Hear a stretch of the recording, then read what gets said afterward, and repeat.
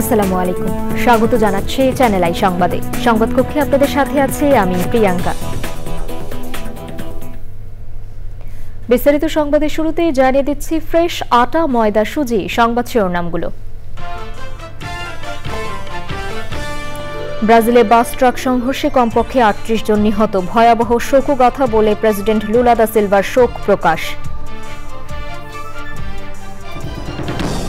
২০২৫ সালের মধ্যে নির্বাচন চায় বিএনপি ও সমমনারা। ফ্যাসিবাদের পতন হলেও গণতন্ত্র পুনরুদ্ধার হয়নি বলে দাবি।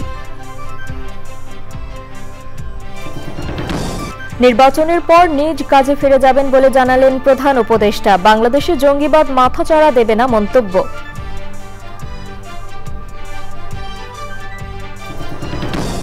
এবং নিজেদের ভালো থাকার স্বার্থে দেশ জুড়ে বৃক্ষরোপণের আহ্বান, প্রকৃতি ও জীবন ক্লাবের সম্মেলনে সবুজায়নে গুরুত্বারোপ।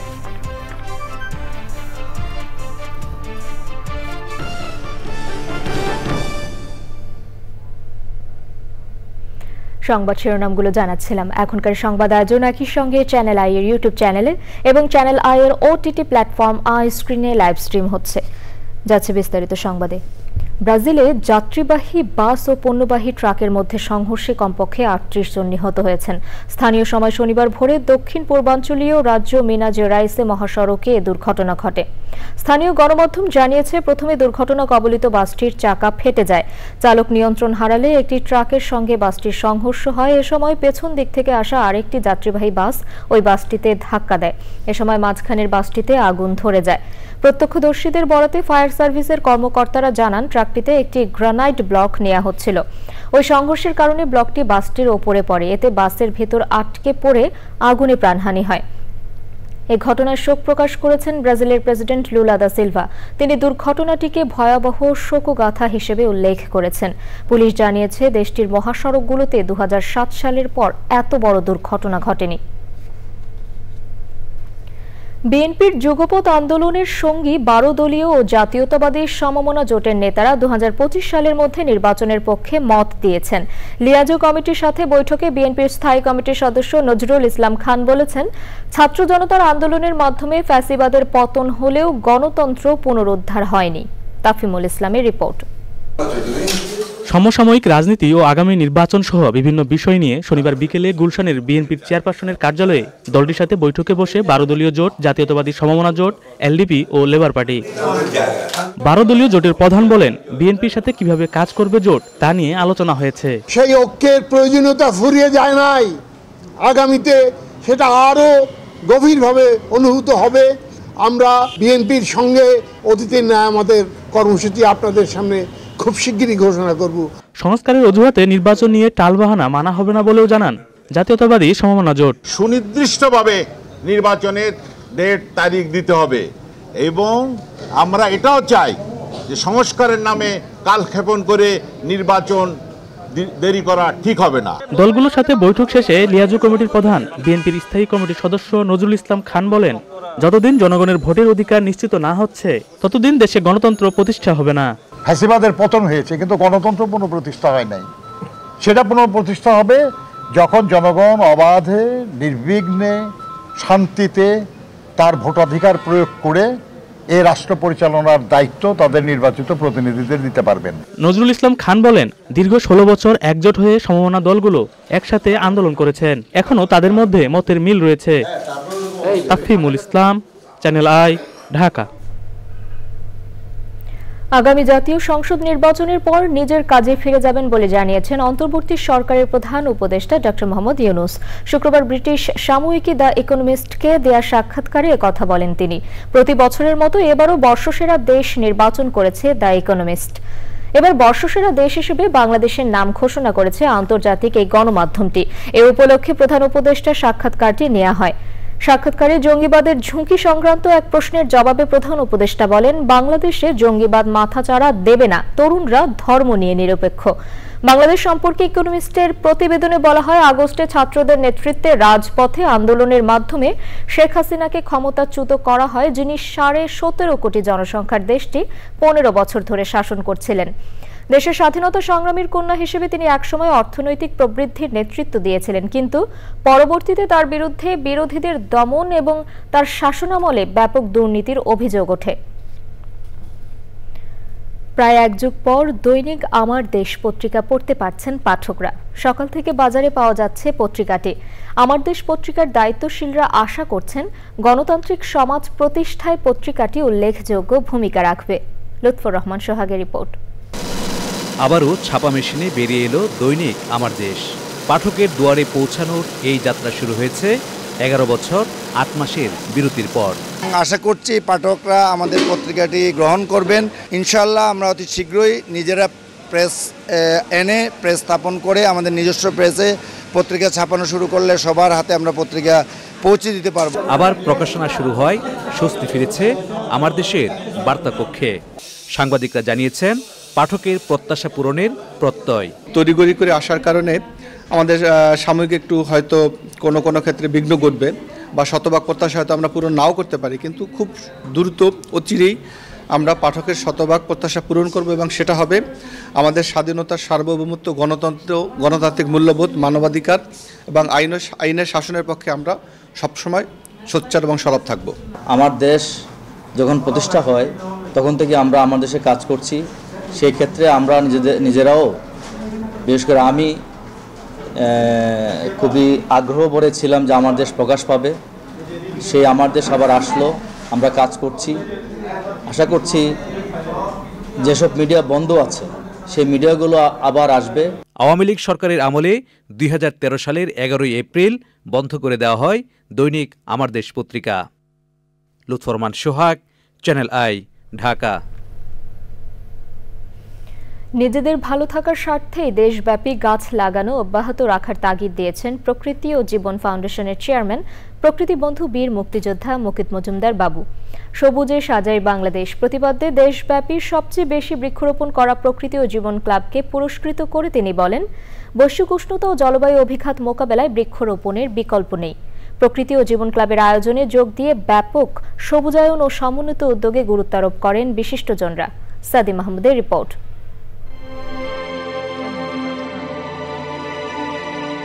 উন্নয়ন আর অগ্রগতির নামে শতাব্দীর পর শতাব্দী নির্বিচার প্রকৃতি ধ্বংসের ফলে হুমকিতে ধরিত্রী তথা পুরো সভ্যতা। সংকটকে আরও ঘনীভূত করেছে জলবায়ু পরিবর্তনের অভিঘাত ও ক্রমবর্ধমান বৈশ্বিক তাপমাত্রা। ভবিষ্যতের নিরাপদ আবাস বিনির্মাণের অংশ হিসেবে পরিবেশ, প্রতিবেশ ও বাস্তুতন্ত্র সংরক্ষণে প্রকৃতি ও জীবন ফাউন্ডেশনের বহুমুখী কার্যক্রমের অংশ হিসেবে 2022 সালে যাত্রা করে প্রকৃতি ও জীবন ক্লাব। দেশের মানুষকে, বিশেষ করে তরুণ প্রজন্মকে পরিবেশ সংরক্ষণে যুক্ত করার পাশাপাশি সার্বিক সচেতনতা বৃদ্ধিতে 2023 সালের মতো 24 সালেও বৃক্ষরোপণ ও চারা বিতরণ করেছে ক্লাবটি। গেল বছরের 10 লাখের বিপরীতে এবার গত 5 জুন থেকে 31 অক্টোবর পর্যন্ত দেশব্যাপী রোপণ ও বিতরণ করা হয়েছে 12 লক্ষাধিক গাছের চারা। সবচেয়ে বেশি গাছের চারা রোপণ ও বিতরণের জন্য ভোলা জেলা প্রকৃতি ও জীবন ক্লাবকে প্রথম, বরিশালকে দ্বিতীয় এবং ঝিনাইদহকে তৃতীয় ঘোষণা করা হয়। নগদ অর্থের পাশাপাশি বিশেষ সম্মাননা দেওয়া হয় বিজয়ীদের।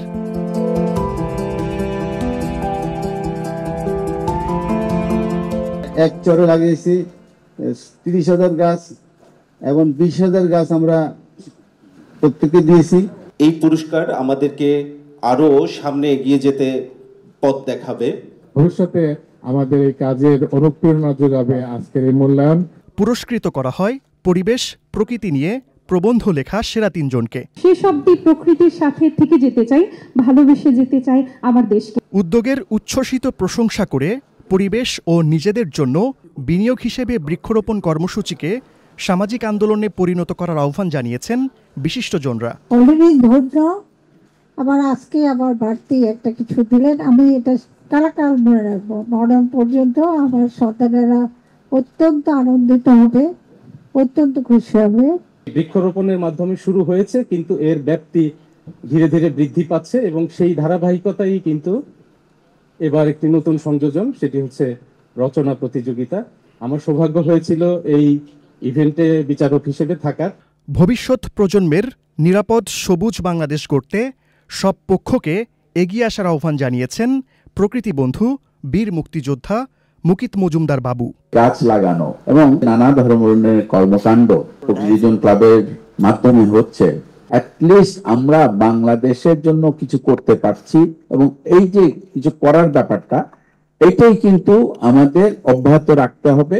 এই দেশটা আমাদের, সুতরাং আমরা যদি এই দেশটাকে ভালো রাখতে চাই এবং উষ্ণতা কমাতে চাই এবং অক্সিজেনের ঘাটতি কমাতে চাই, কার্বনকে কমাতে চাই, সেই ক্ষেত্রে কিন্তু গাছের বিকল্প নেই এবং সবচেয়ে সহজ একটি কাজ গাছ লাগানো। আবার কঠিনও এই কারণে একে পরিচর্যা করে বড় রাখতে হয়, বড় করতে হয়। আমরা আমাদের দেশটাকে ভালো রাখবো, আমরা এই প্রকৃতিজন ক্লাবের মাধ্যমে সারা বাংলাদেশে আমাদের পক্ষে যা করা সম্ভব তাই করা উচিত কিন্তু, এবং সেই কাজটি এগিয়ে নিয়ে যাব আমরা সবাই মিলে।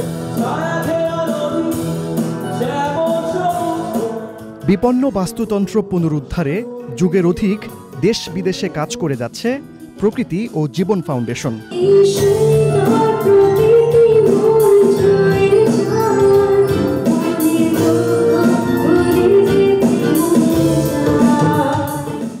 সাদি মাহমুদ, চ্যানেল আই, ঢাকা।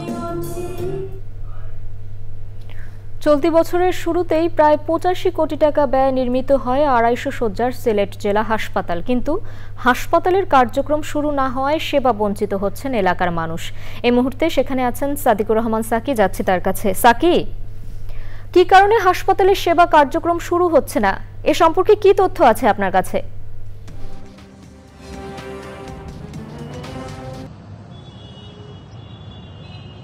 জি, আপনি যেমনটি বলছিলেন যে এই সেবা কার্যক্রমটা কি কারণে আসলে ব্যাহত হচ্ছে, এখানে মূল বিষয়টা হচ্ছে যে 1 বছর আগেই কিন্তু এর নির্মাণ কাজটা শেষ করেছে গণপূর্ত বিভাগ। মূলত এটা নির্মাণের দায়িত্ব পেয়েছিল এবং তারা পদ্মা নামে একটি কোম্পানিকে এর দায়িত্ব দিয়েছিল। এখানে কথা ছিল যে 15 তলা বিশিষ্ট একটি অবকাঠামো নির্মাণ করা হবে, তার মধ্যে 8 তলা বিশিষ্ট একটি অবকাঠামো আমার পিছনে দেখতে পাচ্ছেন সেটা কিন্তু তারা নির্মাণ করেছে, 1 বছর হয়ে গেছে।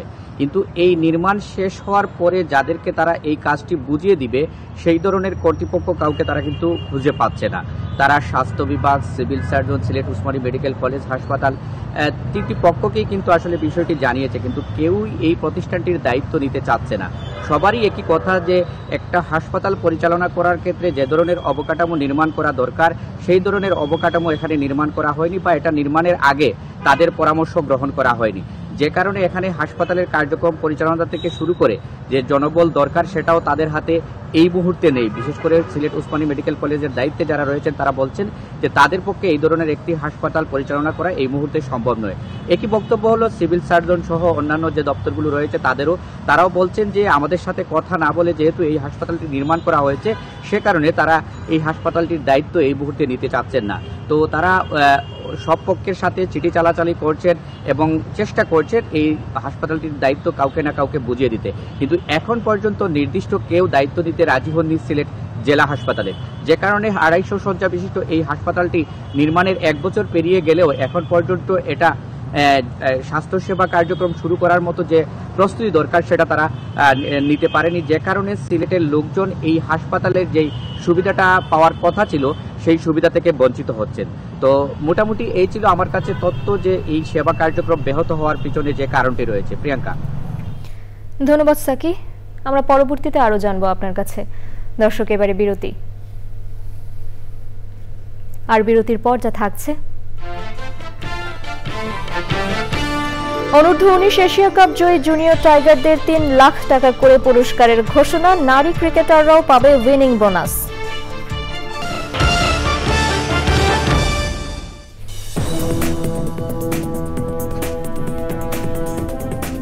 ফিরে এলাম বিরতির পর। গুলশান ক্লাবের নির্বাচনে নতুন প্রেসিডেন্ট নির্বাচিত হয়েছেন এম এ কাদের অনু। তিনি ডিবিএল গ্রুপের ডেপুটি ম্যানেজিং ডিরেক্টর ও গ্রুপ সিইও। এছাড়াও পরিচালক পদে নির্বাচিত হয়েছেন মেহেদি হাসান, মাহবুবুল হক সুফিয়ানি, খন্দকার আহসানুজ্জামান, নাফিসা তারান্নুম, ইঞ্জিনিয়ার জাহিদ হোসেন, মেহজাবিন ভুঁইয়া, মোহাম্মদ আরাফাতুর রহমান আপেল। এছাড়াও পরিচালক ইঞ্জিনিয়ার মোহাম্মদ মেহেদি হাসান, নাভেরা আয়েশা জামান ও মেহেদি মালেক সজীব। শনিবার গুলশান ক্লাবে 46তম বার্ষিক সাধারণ সভা এবং পরিচালনা পর্ষদের সভাপতি ও সদস্য পদে নির্বাচন অনুষ্ঠিত হয়। ক্লাবের 1068 জন সদস্য নির্বাচনে ভোট দেন। গুলশান ক্লাবের নির্বাচন পরিচালনা বোর্ডের চেয়ারম্যান শিখা জামা নির্বাচনের ফল ঘোষণা করেন। আগামী 1 বছর এই কমিটি ক্লাব পরিচালনার দায়িত্ব পালন করবেন। এবারে নিটোল টাটা কৃষি সংবাদ।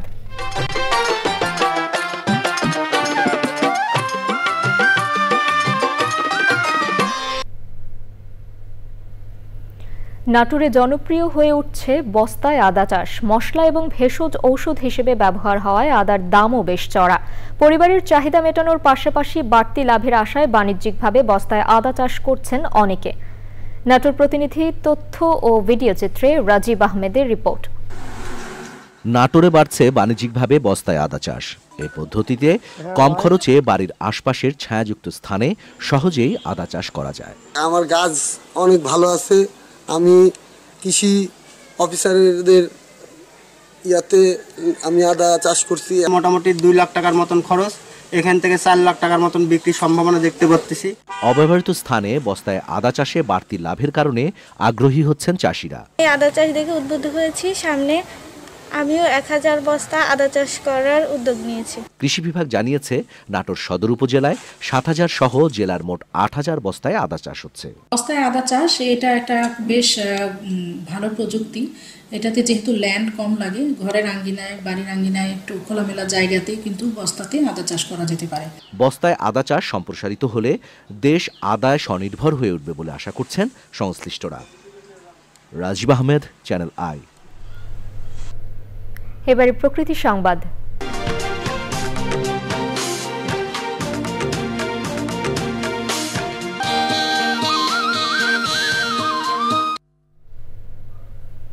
সীমানা নির্ধারণ কিংবা নিয়ম নীতি উপেক্ষা করেই মৌলভীবাজারের মাধবছড়া খাল খননের অভিযোগ করেছেন স্থানীয়রা।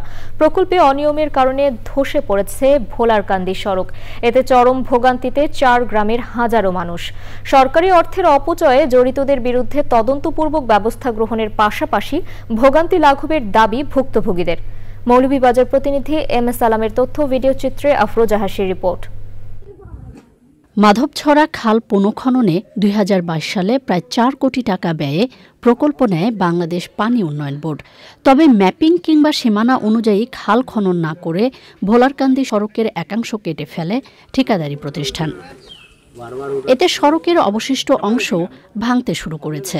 মারাত্মক ঝুঁকিতে বাড়িঘর সহ বিভিন্ন স্থাপনা। কালোর জায়গাত খাল রয়েছে আর আমরার মেইন সড়কটা কুদিয়া লইয়া গেছে।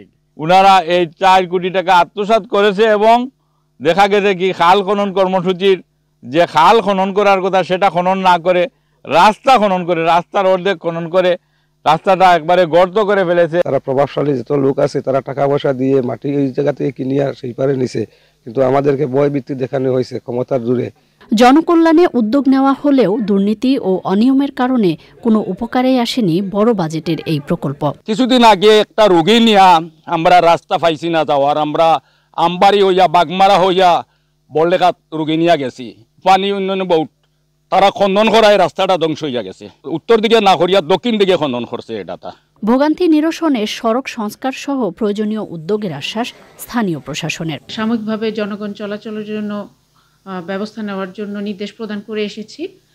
আর এলাকাবাসীর পক্ষ থেকে আমরা যে আবেদনটা পেয়েছি রাস্তা সংস্কারের বিষয়ে, তো সেটা আমরা যথাযথ কর্তৃপক্ষের কাছে পাঠানোর উদ্যোগ নিয়েছি। ভোলারকান্দি সড়ক দিয়ে প্রতিদিন উপজেলার হাজারো মানুষের যাতায়াত। তাই প্রকল্পে অনিয়মের সাথে জড়িতদের বিরুদ্ধে দ্রুত ব্যবস্থা নেওয়া এবং সড়কটি শিগগিরই সংস্কারের দাবি স্থানীয়দের। আফরোজা হাসি, প্রকৃতি ও জীবন ডেস্ক, চ্যানেল আই। দর্শক, সবশেষে ফ্রেশ আটা, ময়দা, সুজি সংবাদ শিরোনামগুলো জানিয়ে দিচ্ছি আরও একবার। ব্রাজিলে বাস ট্রাক সংঘর্ষে কমপক্ষে 38 জন নিহত। ভয়াবহ শোকগাথা বলে প্রেসিডেন্ট লুলা দা সিলভার শোক প্রকাশ। 2025 সালের মধ্যে নির্বাচন চায় বিএনপি ও সমমনারা। ফ্যাসিবাদের পতন হলেও গণতন্ত্র পুনরুদ্ধার হয়নি বলে দাবি। নির্বাচনের পর নিজ কাজে ফিরে যাবেন বলে জানালেন প্রধান উপদেষ্টা। বাংলাদেশে জঙ্গিবাদ মাথাচাড়া দেবে না মন্তব্য।